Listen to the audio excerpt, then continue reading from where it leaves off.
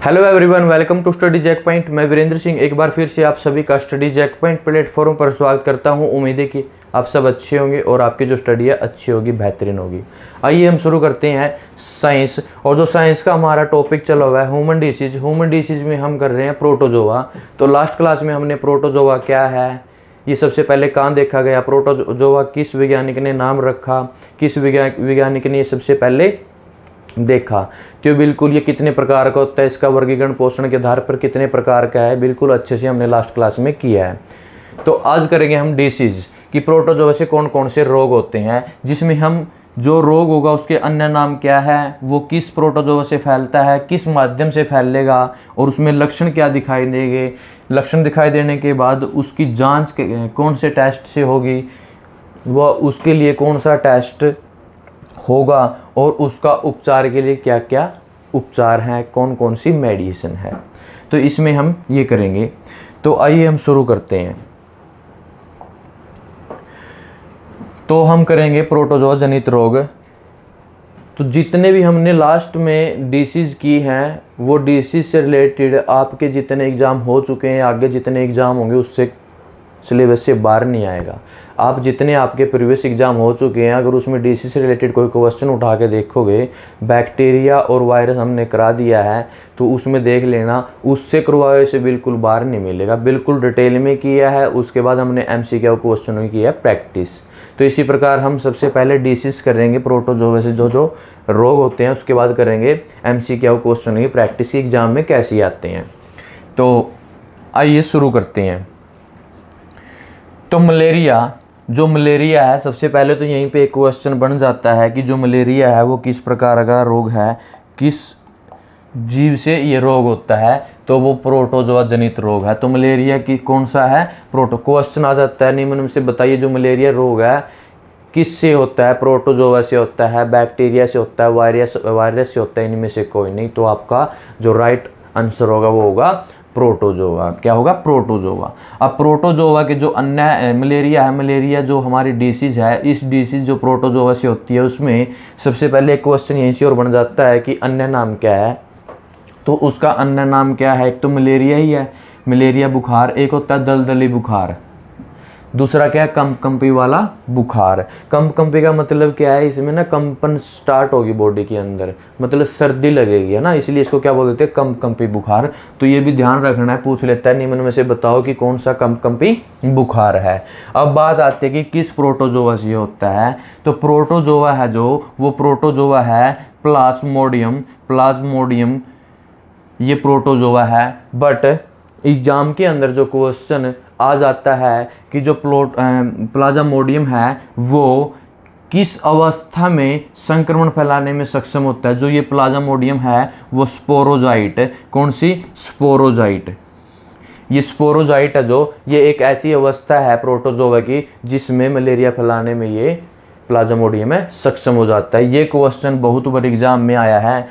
कौन से प्रोटोजोआ से होता है, प्लाज्मोडियम, उसकी कौन सी अवस्था होगी, स्पोरोजोइट अवस्था होगी। कौन सी होगी, स्पोरोजोइट ये अवस्था होगी। इसमें कुछ प्रोसेस होता है और उस प्रोसेस के जरिए फिर क्या है, ये जो भी प्रोटोजोआ जिस भी कीट के अंदर मिलेगा वो संक्रमित हो जाता है। फिर वो क्या है, किसी भी व्यक्ति को काटेगा, जिससे वो क्या व्यक्ति उसके ब्लड के अंदर, रक्त के अंदर ये प्रोटोजोआ प्रवाहित होगा और उसके बाद फिर वो क्या है, संक्रमण फैलाने में सक्षम हो जाता है, संक्रमित हो जाता है। तो ध्यान रखना अवस्था कौन सी होगी, स्पोरोजाइट। और इसी अवस्था के कारण एक सर रोनाल्ड रोस वैज्ञानिक थे, इन्होंने बताया था कि जो मलेरिया रोग है वो मलेरिया रोग मच्छर के काटने से होता है। और 1897 में ये बताया था और 1902 में उसको नोबेल पुरस्कार दिया गया था, यही बताने के लिए जो मलेरिया है मच्छर के काटने से होता है। और कौन सा मच्छर के काटने से,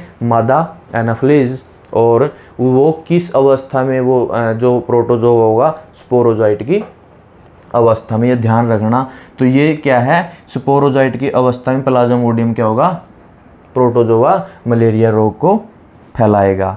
दूसरे जो इससे अलावा जो और मलेरिया रोग फैलाने के लिए जो प्रोटोजोआ है, प्लाज्मोडियम वाइवेक्स, प्लाज्मोडियम फाल्सिपारम, ये सबसे खतरनाक है भाई। क्या है, ये सबसे खतरनाक मलेरिया फैलाने में क्या है, प्रोटोजोआ खतरनाक है, बहुत डेंजरस है, क्रिटिकल है। उसके बाद प्लाज्मोडियम मलेरिया, प्लाज्मोडियम ओवेल, ये सारे क्या है, ये मलेरिया फैलाने के लिए प्रोटोजोआ सक्षम है, जिनसे रोग फैलता है।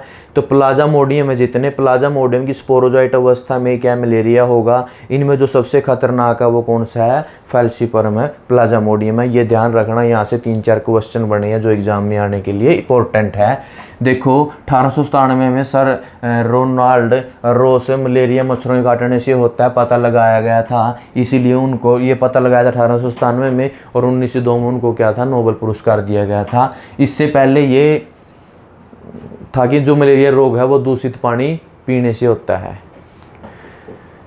तो इनकी वजह से क्या है, पता लगाया गया था, इन्होंने बताया था। तो माध्यम क्या है, माध्यम है, हमेशा मैंने बताया था जैसे डेंगू मच्छर जो वायरस रोग है मादा मच्छर से होता है, इसी प्रकार जो मलेरिया है प्रोटोजोआ रोग वो मादा एनाफिलीज मच्छर से फैलता है। तो कौन सा, मादा एनाफिलीज मच्छर, बहुत बार एग्जाम में आया मलेरिया फैलाने के लिए कौन सा मच्छर है, मादा है, नर मच्छर या मादा मच्छर एनाफिलीज मच्छर, तो ये दोनों में से नहीं, तो कौन सा है, मादा एनाफिलीज मच्छर के काटने से। वो जैसे ही मच्छर काटेगा, मच्छर की जो लार ग्रंथि होती है उसके अंदर क्या पाया जाता है, प्लाज्मोडियम पाया जाता है। ये प्लाज्मोडियम कैसे पाया जाएगा, वो उस मच्छर ने किसी व्यक्ति को काटा जो ऑलरेडी क्या मलेरिया से ग्रस्त है, तो वो ऑलरेडी वहाँ से जो उसने वो खून लिया है, हमारा रक्त लिया है, वही रक्त क्या दूसरे व्यक्ति को काटेगा, तो वो उस रक्त से क्या है, कुछ प्लाज्मोडियम दूसरे व्यक्ति में चले जाते हैं, तो वो व्यक्ति भी क्या हो जाता है, इस रोग से ग्रस्त हो जाता है। अगर बात करें प्रभावित अंग कौन सा होता है, तो ध्यान रखिए इसमें ये भी क्वेश्चन है, प्रभावित अंग, तो प्रभावित अंग सबसे ज़्यादा क्या है, जो हमारी आरबीसी होती है, जिसको बोल देते हैं रेड ब्लड सेल, क्या बोल देते हैं, रेड ब्लड सेल, या हिंदी में लाल रक्त कणिकाएं बोला जाता है। तो पुरुषों में आरबीसी की जो रेंज है ये भी ध्यान रखिए, 4.35 से 5.65 या 4.5 से लेके लगभग 6.1 तक भी क्या है, 4.5 से 6.1 भी आ जाता है, बट एक्यूरेट जो आज के टाइम में चली हुई है वो क्या है, 4.35 से 5.35, लगभग 4 से 6 के नियर अबाउट की होती है, पुरुषों में होती है, और प्रति मिलियन माइक्रोलीटर होती है। कितनी, प्रति मिलियन माइक्रोलीटर। एग्जाम में क्वेश्चन आ जाता है आरबीसी की नॉर्मल रेंज क्या होती है, तो वो होती है, माइक्रोलीटर दे देंगे, ट्रिलियन माइक्रोलीटर दे देंगे, है ना, तो वो क्या आएगा ऑप्शन में, मिलियन माइक्रो प्रति लीटर, प्रति मिलियन माइक्रोलीटर, ध्यान रखना। और जो महिलाएं हैं, महिलाओं के अंदर थोड़ी सी कम होती है, वो कारण है उनका मेंसेस आना, ठीक है, तो इस वजह से थोड़ा सा महिलाओं में क्या है, आरबीसी की संख्या क्या होती है, कम होती है।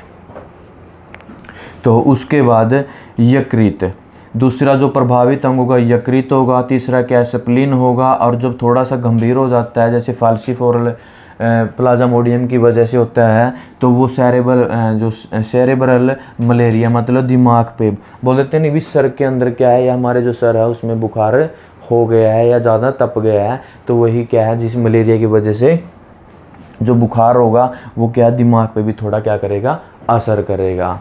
तो आइए अब नेक्स्ट को करते हैं इससे रिलेटेड। इसमें जो लक्षण दिखाई देंगे, एक तो मैंने बताया था इसके अंदर जो व्यक्ति को मलेरिया होगा उसको क्या होगी, ठंड लगेगी, और दूसरा क्या होगा, तेज बुखार होगा, साथ साथ क्या आएगा, पसीना भी आएगा, सर दर्द, बदन दर्द होगा, उल्टियाँ और कमजोरी आएगी, क्योंकि आरबीसी की संख्या कम होगी तो क्या है, उल्टियाँ तो जायज़ होगी और कमजोरी भी फील होगी, और बार बार क्या होगा, बुखार आता रहेगा, कभी तेज हो गया, कभी कम हो गया, कभी तेज कभी कम, ऐसे क्या है इसके लक्षण दिखाई देंगे। और लक्षण एक, अगर कोई महिला गर्भ है या मतलब गर्भवती है, प्रेग्नेंट है, तो उसमें क्या लक्षण दिखाई देंगे, तो इसमें माँ और बच्चे दोनों को क्या गंभीर प्रभाव पड़ेगा, क्या पड़ेगा, ये भी बहुत बार एग्जाम में क्वेश्चन आया है। या तो माँ को एनीमिया, मतलब खून की क्या होगी, कमी होगी, आरबीसी कम होगा तो क्या खून की कमी होगी, जब जैसी आरबीसी की कमी होगी तो जो गर्भपात है, गर्भपात होगा, तो जो बच्चा भ्रूण है वो भ्रूण क्या समय से पहले क्या हो जाएगा, मृत हो जाएगा या उनका गर्भपात हो जाएगा। ये समय से पहले क्या प्रसव, मतलब समय से पहले पैदा होना। और वो पैदा कैसा हो सकता है, मृत जन्म। कैसा, मृत। अगर 1-2 महीना का बच्चा है तो वो क्या होगा, अगर पैदा हुआ तो वो क्या होगा, मृत होगा। तो ये खतरा क्या है, बढ़ जाता है। और बच्चे के लिए इसका मतलब जन्म के समय जैसे, और बच्चे पे क्या इफेक्ट पड़ेगा, अगर बच्चे का जन्म मान के चलो 9वें 10वें महीने में अगर रोग हो गया तो वो क्या है, जैसे बच्चा का वजन क्या हो जाएगा, कम हो जाएगा, और उसका जो विकास होगा बहुत ही धीरे धीरे होगा, मतलब धीरे होगा।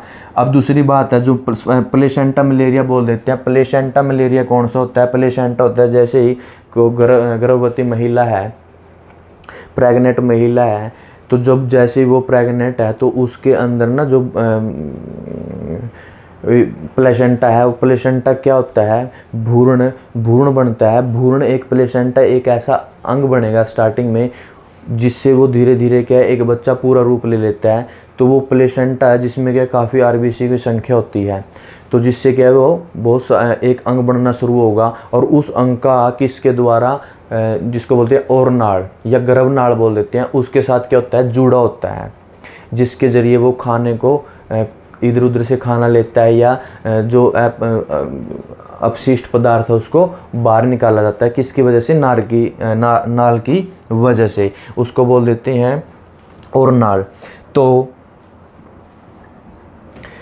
प्लेसेंटा मलेरिया हो सकता है जैसे ही परजीवी प्लेसेंटा में जमा होगा, जैसे वो क्या, मलेरिया के जो परजीवी हैं प्लाज्मोडियम है, वो क्या होंगे, जैसे वो प्लेसेंटा में जमा होंगे तो वो प्लेसेंटा में ऑलरेडी क्या आरबीसी हैं, आरबीसी संख्या ऑलरेडी क्या हो जाएगी, वहाँ पे ख़त्म होना शुरू हो जाएगी, जिससे क्या मलेरिया गंभीर हो जाएगा और बच्चे के लिए क्या खतरा पैदा कर देगा। अब वहाँ पर क्या ऑलरेडी आरबीसी संख्या कम होती रहेगी, तो इससे क्या जो ज़्यादा प्रभाव पड़ेगा, इफ़ेक्ट पड़ेगा।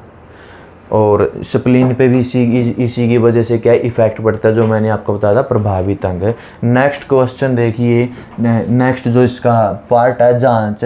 तो जांच ब्लड स्मीयर टेस्ट, ये क्या है, ये स्मीयर टेस्ट ब्लड रक्त को लिया जाएगा। रक्त में क्या है, इसमें उसकी रक्त की एक स्लाइड के ऊपर परत, ब्लड की परत लगा लेंगे और उस परत के ज़रिए इसमें प्लाज्मोडियम देखा जाएगा कि इसमें प्लाज्मोडियम किस टाइप का है, फिर उसका ट्रीटमेंट किया जाता है। या फिर इसका रैपिड आरटीडी टेस्ट बोल देते हैं, रैपिड डायग्नोस्टिक टेस्ट आरडीटी बोल देते हैं। एंटीजन और एंटीबॉडी की जांच, कौन से एंटीजन है, कौन सी एंटीबॉडी इफ़ेक्ट पड़ रहा है या कौन सी एंटीबॉडी प्रभावित हो रही हैं। सीबीएसई सीबीसी बोल देते हैं कंप्लीट, क्या बोल देते हैं, कंप्लीट ब्लड काउंट। सीबीसी को याद रखना, सीबीसी में क्या है, कंप्लीट ब्लड काउंट। उसके अंदर जो हमारी ब्लड है उसके अंदर जितने भी हमारे सेल्स हैं, वो क्या आरबीसी हैं, डब्ल्यूबीसी हैं, प्लेटलेट हैं, जितने भी सेल हैं उनकी काउंटिंग देखी जाती है। उस काउंटिंग में जैसे ही क्या आरबीसी की संख्या क्या मिलेगी, ऑलरेडी बहुत कम मिलेगी, जिससे क्या पता लगाया जाएगा कि इसको क्या ऑलरेडी मलेरिया हो चुका है। और फिर उसके लक्षण देखे जाएंगे, क्या जैसे ही आरबीसी कम हुई, तो आरबीसी तो बहुत सारी डिसीज में भी कम होती हैं। फिर लक्षण देखें कि आपको ठंड लग रही है, क्या आपको उल्टियाँ लगी हुई है, क्या आपके लीवर में दिक्कत है, क्या आपके स्प्लीन में स्वेलिंग आई हुई है, तो ये बहुत सारे क्या फिर लक्षण दिखाई देंगे। उसके बाद एलएफटी या केएफटी क्या होता है, तो जो एलएफटी है उसकी फुल फॉर्म होती है लीवर फंक्शन टेस्ट। एलएफटी को क्या बोलते हैं, लीवर फंक्शन टेस्ट, और केएफटी को बोल देते हैं किडनी फंक्शन टेस्ट। तो लीवर में जितने भी इंजाइम है वो किस प्रकार के इंजाइम बन रहे हैं उसका टेस्ट होगा। और जो किडनी है, किडनी में किस प्रकार का प्रोसेस है, क्या क्रियाएं चल रही हैं या प्रॉपर काम कर रहा है नहीं कर रहा है, वो क्या होता है केएफटी, जिसको किडनी फंक्शन टेस्ट बोलते हैं। तो एलएफटी केएफटी के मामलों में अंगों की स्थिति देखने के लिए इसका टेस्ट किया जाता है, क्या प्रॉपर काम हो रहा है या नहीं हो रहा है। तो उपचार के लिए जो सामान्य मलेरिया होगा उसके लिए क्लोरोक्विन नाम की दवाई ये सबसे पहले बनाई गई थी। अभी जो क्लोरोक्विन है कुनैन के नाम से बनाई गई थी, इसके बारे में डिस्कस करेंगे। और जो प्रीमाक्विन है, ये प्राइमाक्विन, ये संक्रमणों को पूरी तरह ख़त्म करने के लिए सक्षम है, कौन सी, प्रीमाक्विन। और जो एस्ट्रीमिसिन है, ये स्पेशल जो सबसे खतरनाक मैंने बताया था मलेरिया है उसके लिए क्या है, उपयोगी है। और बुखार के लिए तो जो पीसीएम है जिसको पैरासीटामोल बोलते हैं, ये ज़्यादातर कमजोरी होने पर फ्लूइड इलेक्ट्रोलाइट थेरेपी बिल्कुल कमज़ोर होगी तो उसके लिए अलग से क्या है, इसकी अलग से फ्लूइड और इलेक्ट्रोलाइट मतलब पानी की कमी है हो गई है तो उसके लिए जो भी अलग से ट्रीटमेंट है वो किया जाता है। तो मलेरिया का सबसे पहले टिक्का की बात आती है। जो मलेरिया का टिक्का है, मलेरिया का टिक्का सबसे पहले आरटीएस, जिसको मॉस्क्यू क्यूरिश या मॉस्क्यूरिक्स बोला जाता है, आरटीएस के नाम से बनाया गया था। और ये कहाँ पे बनाया गया था? 1987 में ब्रिटिश दवा निर्माता ग्लैक्सोस्मिथक्लाइन, ये एक संस्था है, एक दवाई का निर्माता है जो दवाई बनाती है, उनकी सहायता से क्या है आरटीएस का इंजेक्शन बनाया गया था। और ये फिर क्या है लगभग आके 1920 के समथिंग आके नियर अबाउट के WHO ने ये बोल दिया था कि ये जहाँ पे ज़्यादा मलेरिया का फैला हुआ है उस एरिया में इसकी अलग अलग प्रकार की डोज दी जाए। तो वहाँ पे क्या है इसका प्रयोग किया जा रहा है। तो पूछ लेते हैं, सबसे पहले जो दवाई बनाई गई थी वो क्या थी? आरटीएस थी। कौन सी थी? आरटीएस थी। ब्रिटिश दवा निर्माता है, एक कंपनी है जिसको ग्लैक्सोस्मिथक्लाइन बोलते हैं। इसके द्वारा क्या ये पहला इंजेक्शन बनाया गया था। बहुत बार एग्जाम में क्वेश्चन आता है कि भारत में पहली स्वदेशी दवाई मलेरिया के लिए बनाई गई है, वो किसके द्वारा बनाई गई है? ICMR के द्वारा। मैंने बताया था ICMR को क्या बोलते हैं? इंडिया काउंसिल मेडिकल रिसर्च, जिसका नाम है एडफाल्सीवैक्स। ये वैक्सीन बनाई गई है, ये इंजेक्शन बनाया गया है एडफाल्सीवैक्स। क्या है? एडफाल्सीवैक्स। ये क्या करता है? ये 70% क्या तेज़ी से काम करता है। जैसे ये इंजेक्शन लगाया जाता है तो जैसे ये ब्लड के अंदर घुलेगा, घुलने के बाद ये 70% तेज़ी से क्या करेगा? आरटीएस के मुकाबले तेज़ी से काम करेगा। ये भारत की पहली निर्मित स्वदेशी वैक्सीन बनाई गई है स्पेशल मलेरिया के लिए। बहुत बार एग्जाम में क्वेश्चन आता है तो ये आपको क्या करना है? याद रखना है। अब बात आती है जो क्विनीन है, मैंने बताया था क्लोरोक्विनीन ये सबसे पहले बनाई गई थी। जो क्लोरोक्विनीन है ये औषधि है। औषधि मतलब ये पेड़ से प्राप्त होती है। तो ध्यान रखना जो क्विनीन एक प्राकृतिक श्वेत क्रिस्टलाइन एल्केलॉइड पदार्थ है। कैसा है? श्वेत क्रिस्टलाइन एल्केलॉइड टाइप का क्या है? ये पदार्थ है जो ज्वर रोधी मतलब बुखार को ख़त्म करने के लिए, मलेरिया रोधी मतलब मलेरिया की रोग को ख़त्म करने के लिए, और दर्दनाशक जितने भी दर्द होते हैं उनके लिए, सूजन रोधी, ये इनके लिए क्या काम आती है। ये जो ओकनेन है, ये जो सिनकोना वृक्ष होता है, क्या होता है? सिनकोना एक पेड़ होता है, उस पेड़ की जो छाल होती है उस छाल को पीसकर बनाई जाती है इसकी दवाई। ये जो कुनेन औषधि है सिनकोना, पूछा जाता है बहुत बार एग्जाम में आया, जो कुनेन औषधि कहाँ से प्राप्त होती है? सिनकोना वृक्ष से प्राप्त होती है। कैसे होती है? छाल होती है। क्या होती है? छाल होती है। तो उसके बाद कहाँ पाए जाते हैं? तो ध्यान रखना ये भारत में, पेरू में, श्रीलंका में, जावा में ज़्यादा मात्रा में पाए जाते हैं। 4 देश हैं, भारत, पेरू, श्रीलंका और क्या है? जावा में। ये क्या है? सिनकोना नाम के वृक्ष पाए जाते हैं और उन्हीं से क्या है क्विनीन या क्वीन नाम की क्या है? औषधि बनाई जाती है, मेडिसिन बनाई जाती है, दवाई बनाई जाती है। और केंद्रीय औषधि अनुसंधान सेंट्रल ड्रग रिसर्च इंस्टीट्यूट, ये कहाँ पे है? लखनऊ में है। और इन्होंने सबसे पहले एनेंथर नाम की दवाई बनाई गई थी मलेरिया के लिए, जो क्या ये कामयाब नहीं हुई थी, नाकामयाब रही थी। किसने बनाई थी? Central drugs research institute. इसका जो अनुसंधान है वो कहाँ पे है? लखनऊ में है। और इसने एक दवाई बनाई थी एनेंथर, जो स्पेशल मलेरिया के लिए थी, पर यह क्या कामयाब नहीं हुई थी। कुछ विकसित देश हैं, जो विकसित देश हैं वो विकसित देश क्या करते हैं? पानी के अंदर गैम्बूसिया नाम की मछली को छोड़ देते हैं, जिसमें मछली क्या करती हैं? ये जो गैम्बूसिया मछली हैं, जितना भी ये प्लाज्मोडियम मलेरिया होता है, मलेरिया का जो लार्वा होता है, लार्वा समझे? लार्वा से क्या मच्छर पैदा होते हैं, तो वो पानी में क्या अपना लार्वा छोड़ देते हैं, या फिर मच्छर जो स्पर्म छोड़ देते हैं, उसकी वजह से क्या है? मच्छर काफ़ी जन्म ले लेते हैं। जो वो लार्वा होता है वो पानी पे तैरता रहता है। तो ये गैम्बूसिया मछली हैं, या क्या करती हैं? लार्वा को खा जाती हैं, जिससे कि मच्छर का जन्म नहीं होगा, मच्छर की जो संख्याएँ बढ़ेंगी नहीं। तो गैम्बूसिया मछली जितने भी आपके विकसित देश हैं वो क्या है? इस मछली का प्रयोग करते हैं, जल में छोड़ देते हैं। तो भारत में सबसे पहले मछली, ये जो गैम्बूसियम मछली आई थी वो कब आई थी? वो 1928 में आई थी। कब आई थी? 1928 में आई थी। और उत्तर प्रदेश और आंध्र प्रदेश में ये क्या गैम्बूसियम मछली भी पानी के अंदर छोड़ी गई हैं, क्योंकि इसमें थोड़ा सा जो आंध्र प्रदेश उत्तर प्रदेश है इसमें मलेरिया रोग ज़्यादा देखने को मिलते हैं, जिसकी वजह से गैम्बूसियम मछली यहाँ पे ज़्यादा छोड़ दी गई है, जिससे क्या मलेरिया रोग को ज़्यादा फैलने से रोक लिया जाए। तो बहुत बार एग्जाम में क्वेश्चन आता है गैम्बूसियम मछली के लिए निम्न में से क्या क्यों यूज किया जाता है? तो कौन सा? प्लाज्मोडियम लार्वा या मच्छर का जो लार्वा होता है उसको ख़त्म करने के लिए।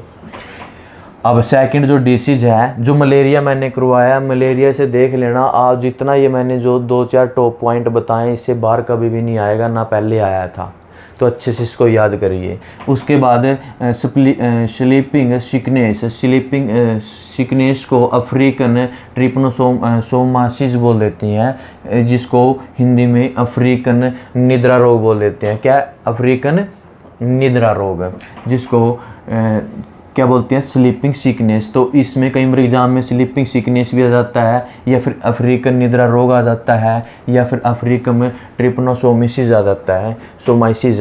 तो इसका मतलब क्या है? अफ्रीकन निद्रा रोग, अफ्रीकन से समझ जाओ कि जो ये रोग देखने को मिलता है वो कहाँ पे देखने को मिलता है? अफ्रीका में मिलता है, भारत में तो नहीं है।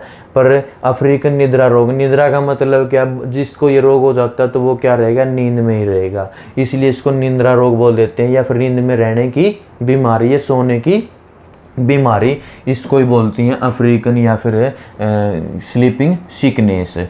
तो इसमें जो प्रोटोजोआ पाया जाता है, ये दो प्रोटोजोआ पाए जाते हैं, एक तो ट्रिपनोसोमा गैम्बियंस और एक ट्रिपनोसोमा रोडियंसेस और क्या है? गैम्बियंस। रोडियंसेस, गैम्बियंस, ये दो प्रोटोजोआ है जो ये अफ्रीकन निद्रा रोग फैलाने में सक्षम है। तो पूछ लेते हैं निम्न में से बताओ कि कौन सा रोग सीसी रोग, जो आपका सीसी रोग होता है या अफ्रीकन निद्रा रोग होता है, किस प्रोटोजोआ की वजह से होता है? तो ट्रिपनोसोमा गैम्बियस, ट्रिपनोसोमा रोडियंसेस, इसकी वजह से क्या है ये रोग होता है। और किस माध्यम क्या है? तो माध्यम बहुत सारे ना, इसको क्या है, ये जो TSE इसको देख लेना बुक के अंदर कई बार क्या है, या जो आपने कहीं पढ़ा होगा वहाँ तसे आ जाता है, एग्जाम में भी क्या तसे आ जाता है कि TSE तसे, ये नहीं है, इसमें टी साइलेंट है, जिसको कहते हैं CC। और क्या? मक्खी है। तो फैलाने में कौन सक्षम है? ये रोग मक्खी है। मक्खी के साथ कौन चिपका होता है? उसकी लार में, उसके मुंह में, उसके पैरों में क्या गैम्बियस नाम या रोडियंस नाम का प्रोटोजोआ, कौन सा? ट्रिपनोसोमा गैम्बियस या रोडियंस प्रोटोजोआ पाया जाता है। और यही मक्खी क्या है? स्वस्थ व्यक्ति है, इधर उधर घूमेगी फिरेगी, जिसकी वजह से क्या है, या फिर कोई दूषित भोजन या भोजन पे बैठेगी या दूषित पानी पे बैठेगी, वो पानी हम पी लेंगे तो क्या ये इस रोग से क्या हो जाएंगे? ग्रस्त होंगे। तो कौन सी है? बहुत बार एग्जाम में क्वेश्चन आया, कौन सी? सीसी मक्खी। कौन सी? सीसी मक्खी। लक्षण है, इसमें लक्षण में क्या दिखाई देंगे? बुखार रहेगा, स्वेलिंग आएगी और नींद की अधिकता, मतलब 24 घंटे क्या होगा? 24 आवर्स नींद में रहेगा, मानसिक भ्रम रहेगा, और हल्का हल्का नींद में क्या होगा? मुस्कुराहट रहेगी, मुस्कुराता रहेगा, ऐसा फील होगा कि पता नहीं ये क्या सोच रहा है क्या नहीं, है ना। तो हल्का हल्का मुस्कुराएगा। और प्रभावित अंग क्या होगा इसका? केंद्रीय तंत्रिका तंत्र होगा। क्या होगा? केंद्रीय तंत्रिका तंत्र पे क्या है? इफेक्ट। लक्षण की बात तो करें ये है, अगर प्रभावित अंग करे तो केंद्रीय तंत्रिका तंत्र। उसके बाद उपचार के लिए या तो सीसी मक्खी से क्या रहेंगे? दूर रहेंगे, और जो टैब है सीसी मक्खी से दूर रहो, या सीसी मक्खी अपने पास नहीं आने दो, या फिर इसके लिए अलग से टैबलेट है सूरामिन, या फिर मेलार्मोप्रोल नाम की क्या है? टैबलेट है। सूरामिन मेलार्मोप्रोल नाम की टैबलेट का उपयोग किया जाता है जब ऐसे लक्षण दिखाई देंगे, नींद में रहेगा, तो इसका यूज किया जाता है। तो यहाँ पे अफ्रीकन निद्रा रोग को क्या कहते हैं? कौन कौन से प्रोटोजोआ किसके कारण होता है? क्या लक्षण है? क्या प्रभावित अंग है? ये क्या है? इसके इंपॉर्टेंट क्वेश्चन बनते हैं, याद रखना। उसके बाद अगर हम बात करते हैं अम्बियासिस, जिसको अम्बीबिक पेसिस भी बोल देती हैं। क्या बोलते हैं? अम्बीबिक पेचिश। तो जो अमीबा मैंने बताया था कि प्रोटोजोआ जिसकी वजह से क्या ये पेचिश हो जाता है, क्या हो जाता है पेचिश। तो इसका अन्य नाम भी क्या है, अमीबिसिस या फिर एम्बियोइक डाइसेंट्री या फिर अमीबिक पेचिश। इस किस वजह से होता है, कौन सा प्रोटोजोआ होता है, एंट अमीबा हिस्टोलिटिका। एंट अमीबा हिस्टोलिटिका नाम का प्रोटोजोआ है जिसकी वजह से क्या है अमीबिक पेचिश हो जाता है। तो इसमें जो लक्षण दिखाई देंगे, लक्षण क्या, दस्त के साथ साथ खून निकलेगा और साथ में पेट दर्द होगा। और जैसे ही दस्त लगेंगे, दस्त बार ज़्यादा लगेंगे तो शरीर में क्या आ जाएगी, कमजोरी होगी। तो क्या ऐंठन वगैरह भी होगी, पैरों में कमजोरी रहेगी, पेट दर्द होगा और दस्त में क्या खून आएंगे। टेस्ट, इसका जो जांच होगी, इसकी जो जांच होगी वो जांच क्या है, स्टूल एग्जामिनेशन। स्टूल का मतलब क्या, जो मल होगा उस मल की जांच की जाएगी माइक्रोस्कोप में, उससे पता लगाया जाएगा कि इसको क्या है, ये अमीबिक पेचिश है या फिर अमीबायसिस। अमीबायसिस या अमीबिक, इनमें में से कोई भी नाम आ जाता है तो आपने क्या रखना है, ये दोनों नाम याद रखना है। तो मल परीक्षण इसकी जांच है। लक्षण में खून दिखाई देंगे, पेट दर्द दिखाई देंगे। अगर बात करें तो इसमें प्रभावित अंग है, जो प्रभावित अंग होगा वो क्या होगी, आंत होगी। क्या होगी, आंत होगी, याद रखना। प्रभावित अंग क्या है, आंत है। उपचार के लिए मेट्रोनिडाजोल या फिर टिनिडाजोल नाम की टैबलेट है। इसका स्पेशल क्या है, ये संक्रमण जो जीव है प्रोटोजोआ, इसको मार गिराने के लिए क्या है, सक्षम है। तो एंटीफंगल या एंटीबायोटिक टाइप में क्या है, ये मेट्रोनिडाजोल है ना, ये स्पेशल क्या है, ये जो इसके अलग से जीव है इनको ख़त्म करने के लिए सक्षम है, इसलिए इनका क्या है, यूज किया जाता है। तो पूछ लेते तो मेट्रोनिडाजोल या फिर टिनिडाजोल, तो इनका यूज किया जाता है। अब आइए नेक्स्ट है ल्यूकोरिया। ल्यूकोरिया जिसको बोल देते हैं कि सफ़ेद, महिलाओं के अंदर सफ़ेद पानी का आना। तो ल्यूकोरिया रोग है जो, इसको श्वेत परदर भी बोल देती हैं, श्वेत परदर। इसका जो कारण है प्रोटोजोआ, वो प्रोटोजोआ क्या है, ट्राइकोमोनास वैजिनिलेस। क्या है, ट्राइकोमोनास वैजिनिलेस नाम का प्रोटोजोआ के कारण क्या है, ये रोग हो जाता है जिसको ल्यूकोरिया बोल देते हैं या फिर सफ़ेद पानी का आना जिसको श्वेत परदर बोल देते हैं। इसमें जो लक्षण दिखाई देंगे, इसमें जो लक्षण है वो लक्षण क्या दिखाएंगे, महिलाओं की योनि से असामान्य मात्रा में सफ़ेद चिपचिपा क्या गाढ़ा सा पदार्थ निकलेगा। वो कैसा होगा, पीला हो सकता है या हल्का हरे रंग का पानी आएगा, ठीक है, द्रव आएगा, एक सफ़ेद या पीला या हरा हल्का हरे रंग का स्त्राव होगा, बाहर निकलेगा, जिसके साथ खुजली और दुर्गंध आएगी। वो दुर्गंध भी कैसी आती है, अंडे जैसी आएगी, जैसे अंडे में से स्मेल होती है ना, तो क्या दुर्गंध अंडे जैसी आ सकती है। तो माध्यम स्वच्छता का ध्यान न रखना। ये जो माध्यम है, माध्यम क्या है, या तो वहाँ एरिया जो वहाँ का स्वच्छता का ध्यान नहीं रखना, जो हमारा योनि के आसपास का एरिया है उसको अच्छे से क्या है, उसका बिल्कुल स्वच्छता का ध्यान रखें। या फिर जो यौन संबंध होते हैं उनके जरिए भी क्या ये रोग फैलता है, तो इनका विशेष ध्यान रखना है। उपचार के लिए एंटीबायोटिक्स या फिर एंटी फंगल दवाएँ क्या है, इसकी यूज होती हैं। एंटी फंगल या फिर एंटीबायोटिक दवाइयाँ प्रयोग की जाती हैं। तो आइए नेक्स्ट डिसीज़ करते हैं। नेक्स्ट डिसीज़ क्या है, काला ज्वर है जिसको काला जार बोल देते हैं, फिर विसरल लेशमेनियासिस बोल देते हैं। तो अन्य नाम क्या है, इसको काला ज्वर बोल देते हैं, काला जार बोल देते हैं, ब्लैक फीवर बोल देते हैं या फिर विसरल लेशमेनियासिस बोल देते हैं। तो जो इसका कारक है, जो प्रोटोजोआ है, लेशमेनिया डोनोवेनी, क्या है, लेशमेनिया डोनोवेनी, याद रखना, वनी, लेशमेनिया डोनोवेनी नाम का प्रोटोजोआ क्या है, ये काला जार नाम का रोग पैदा करता है। तो पूछ लेते हैं निम्न में से बताइए, काला जार रोग है जो किसकी वजह से होता है, प्रोटोजोआ बैक्टीरिया। तो ये आपने क्या करना है, याद रखना है। क्या करना है, याद। उसके बाद लक्षण है, माध्यम है, जो माध्यम क्या है, रेत मक्खी जिसको सैंड फ्लाई बोल देते हैं। ये मक्खी क्या ज़्यादातर रेत पे पाएगी, कहाँ पे पाई जाती है, रेत पे, जिसको क्या सैंड फ्लाई बोल देते हैं। इसको फ्लेबोटोमोस भी बोल देते हैं। जो ये सैंड फ्लाई है ये क्या है, इसको फ्लेबोटमस, सैंड फ्लाई फ्लेबोटमस के काटने से फैलता है। ये मक्खी जैसे काटेगी उसकी लार से क्या है, ये लैस्मीनिया डोनोवनी नाम का क्या प्रोटोजोआ शरीर के अंदर आ जाता है, जिससे क्या है रोगग्रस्त हो जाते हैं। लक्षण में क्या है, लगातार रुक रुक के क्या आएगा, बुखार होगा, कमज़ोर होगा, जिगर और जो तिल्ली है, तिल्ली को क्या बोलते हैं स्प्लीन, स्प्लीन का क्या होगा बढ़ेगा, उसका आकार बढ़ना शुरू होगा और जो शरीर का रंग है वो काला पड़ेगा, इसलिए इसका क्या है काला जार नाम रखा गया है। क्या पड़ेगा, उसका जो बॉडी है जिसको ये व्यक्ति को रोग हो जाता है उसका शरीर क्या हो जाएगा काला पड़ेगा। और एनीमिया, खून की कमी होगी, जैसी खून की कमी होगी तो क्या कमजोरी आएगी। ये इसके क्या है लक्षण है। जांच में ब्लड टेस्ट, जो हमारा रक्त है उसकी जांच होगी, या फिर बोन मैरो, या फिर स्प्लीन एस्पिरेट, या RK39 टेस्ट है स्पेशल। इसमें ये क्या है हमारा जो काला जार है उसके लिए स्पेशल टेस्ट है, इसमें इसका तेज़ी से क्या इसका पता लगाया जा सकता है। स्प्लीन एस्पिरेट या बोन मैरो या फिर ब्लड टेस्ट स्पेशल, ये क्या है इनसे पता लगाया जा सकता है ये इसको काला जार है या नहीं है।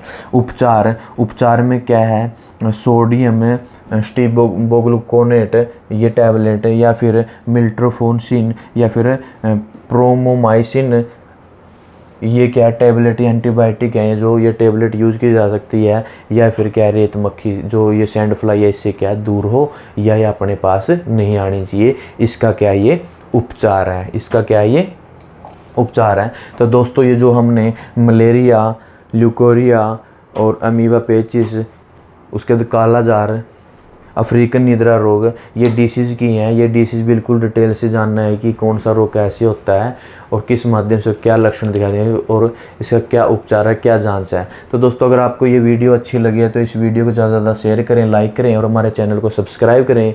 और टाइम टू टाइम हर प्रकार के नोटिफिकेशन पाने के लिए बेल आइकन वाले बटन पे क्लिक करें। मिलते हैं नेक्स्ट क्लास में, इससे रिलेटेड कौन कौन से MCQ क्वेश्चन एग्जाम में आते हैं वो करेंगे। धन्यवाद, शुक्रिया।